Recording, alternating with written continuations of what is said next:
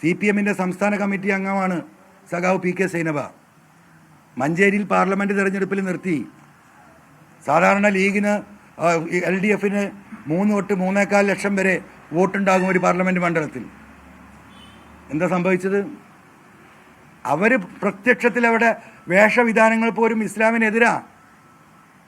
കമ്മ്യൂണിസ്റ്റുകാരായ ആളുകൾ പോലും ആ മതനിഷേധിക്കെതിരെ വോട്ട് ചെയ്തു.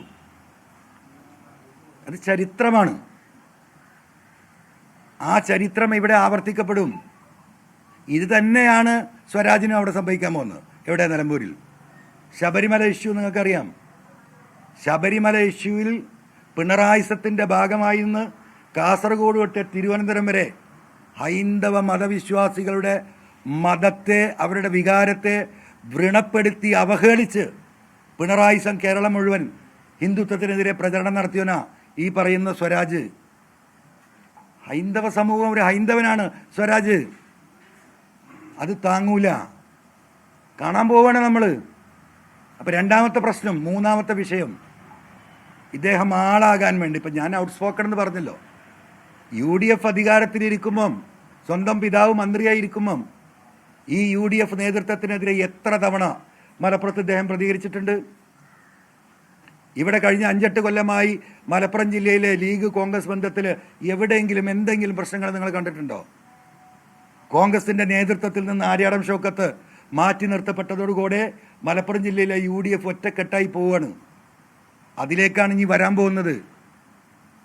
അതിൻ്റെ അകത്തുണ്ടായിരുന്ന കാലത്ത് അദ്ദേഹം സംസാരിച്ചത് കേരളത്തിലെ അതിതീവ്ര RSSകാർ, പാണക്കാട് തങ്ങന്മാർ, വർഗീയവാദികളും മന്ത്രിച്യൂതി ആളെ പറ്റിക്കുന്നവരാണെന്ന് പറയോ? മറ്റേ ടീച്ചറുണ്ടല്ലോ, അവർ പറയോ? അത് പറയാൻ ധൈര്യം കാണിച്ചവൻ ആര്യാടൻ ഷൗക്കത്താ. എന്തിനാ? മറ്റുള്ളവരുടെ ഫാസിസ്റ്റുകളുടെ കയ്യടി കിട്ടാൻ വേണ്ടിയിട്ട്. ആ ശിഹാബ് തങ്ങൾ മന്ത്രിച്യൂതി കൊടുത്ത് പണം തട്ടുന്നവനാണ് എന്ന് പറഞ്ഞിട്ട് എന്താ പോലീസ് പോയിട്ട് ചെറുകിടക്കാരെയാണല്ലോ പിടിക്കുന്നത്? എന്താ വലിയോല പിടിക്കാത്തത്? എന്താ പാണക്കാട് പോകാത്തതെന്ന്? ഈ മന്ത്രിയുടെ വീട്ടിലിരുന്ന്, UDFന്റെ മന്ത്രിയുടെ വീട്ടിൽ, സ്വന്തം പിതാവിൻ്റെ വീട്ടിലിരുന്ന് പറഞ്ഞിട്ടൊരു പ്രശ്നമില്ല. ഔട്ട്സ്പോക്കൺ അല്ല. അത് ആ സമുദായം, ആ പാർട്ടി മറക്കുമോ? ആ വീഡിയോ ഓടിക്കൊണ്ടിരിക്കല്ലേ നിലമ്പൂരിൽ മുഴുവൻ. PV അൻവറാണോ? നിലമ്പൂർക്ക് പോയിട്ടില്ല ഞാൻ ഇതുവരെ. പിന്നെന്താ? മൂപ്പർക്ക് ദേശീയ അവാർഡ് കിട്ടി. പാഠമൊന്ന് വിലാപം, ഒരു സിനിമ.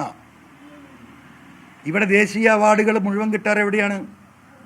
ഈ ന്യൂനപക്ഷ സമുദായത്തെ ഏറ്റവും മോശവൽക്കരിച്ച് എഴുതുന്ന കഥകൾക്കും തിരക്കഥകൾക്കും ഉണ്ടാകുന്ന സിനിമ. എന്താ പ്രമേയം? മുസ്ലിം സമുദായത്തിലെ ശൈശവ വിവാഹം. ഒന്ന്. എന്താ രണ്ടാമത്തെ പ്രമേയം? നിങ്ങൾക്കറിയാം, ഈ മലയോര മേഖലയിലെ ആളുകൾ, അത് ക്രൈസ്തവനായാലും ഹിന്ദു ആയാലും മുസൽമാനായാലും വളരെ പാവപ്പെട്ടവരാ. മുസ്ലിം കുടുംബങ്ങളിൽ കുട്ടികളുടെ എണ്ണം കൂടുതലുണ്ടാവും. 3, 4, 5 പെൺമക്കളുണ്ടാവും. ചില വീടുകളിൽ ആൺമക്കളെ ഉണ്ടാവില്ല. 5 പൈസ അവരുടെ കയ്യിലില്ല. 30, 35, 40 വയസ്സായ മക്കൾ കൺമുമ്പിൽ നിൽക്കുമ്പോൾ ആ മാതാപിതാക്കളുടെ ഹൃദയം പൊട്ടുകയാണ്. ഒരു നിവൃത്തിയില്ലെങ്കിൽ റബ്ബെ ആരെങ്കിലും ഒന്ന് വന്നെങ്കിൽ എൻ്റെ കുട്ടിക്ക് കൈ പിടിച്ചു കൊടുക്കുക എന്ന് വിചാരിക്കും. അത്തരം ആളുകൾ വരുമ്പോൾ ഈ തമിഴ്നാട്ടിൽ നിന്നും കർണാടകയിൽ നിന്നും നമ്മുടെ നാടിൻ്റെ പല ഭാഗത്തു നിന്നും വരുന്ന ആളുകൾക്ക് കൈ പിടിച്ചു കൊടുക്കും. നിക്കാഹ് ചെയ്തവർ കൊണ്ടുപോകും. ചിലരൊക്കെ നന്നായി ജീവിക്കും, ചിലത് പ്രശ്നമാകും. അതാണ് പ്രമേയം.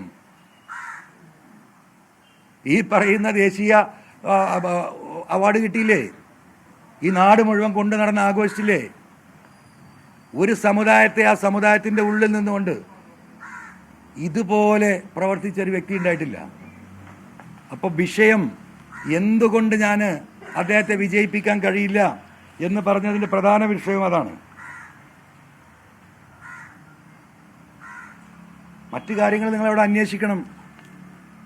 അവിടുത്തെ റിയലിസ്റ്റികമായി ബന്ധപ്പെട്ട് നിൽക്കുന്ന സകലമാന ആളുകളും അദ്ദേഹത്തിനെതിരാണ്. കാരണം എന്താ? റിയൽ എസ്റ്റേറ്റ് കച്ചവടത്തിൽ എന്തെങ്കിലും തർക്കമുണ്ടായാൽ അപ്പം പുള്ളി ഒരു ഭാഗം അദ്ദേഹത്തിൻ്റെ അടുത്ത് ചെല്ലും. അനീതിയുടെ ഒപ്പം നിൽക്കുന്നവർ ആ ഒരു വിഭാഗത്തെ ഭീഷണിപ്പെടുത്തി പണം വാങ്ങുന്നു. ഞാൻ പറയുന്നതല്ല, അവിടെയുള്ള ജനങ്ങൾ പറയുന്ന, അതിൽപ്പെട്ടവർ പലരും ഈ കൂട്ടത്തിലുണ്ട്, ഈ നിൽക്കുന്ന കൂട്ടത്തിലുണ്ട്. അങ്ങനെ പൊതുസമൂഹത്വം പരിപൂർണമായും തള്ളിയ ഒരു വ്യക്തിത്വത്തിൻ്റെ ഉടമയാണ്. അദ്ദേഹത്തെ കൂട്ടി നിർത്തി തെരഞ്ഞെടുപ്പ് മത്സരിച്ച് നിങ്ങളൊന്ന് ആലോചിക്കും. ഞാനെന്താ മത്സരിക്കാനില്ല എന്ന് പറഞ്ഞത്? ഞാൻ മൗനമായ പിന്തുണ കൊടുക്കാം.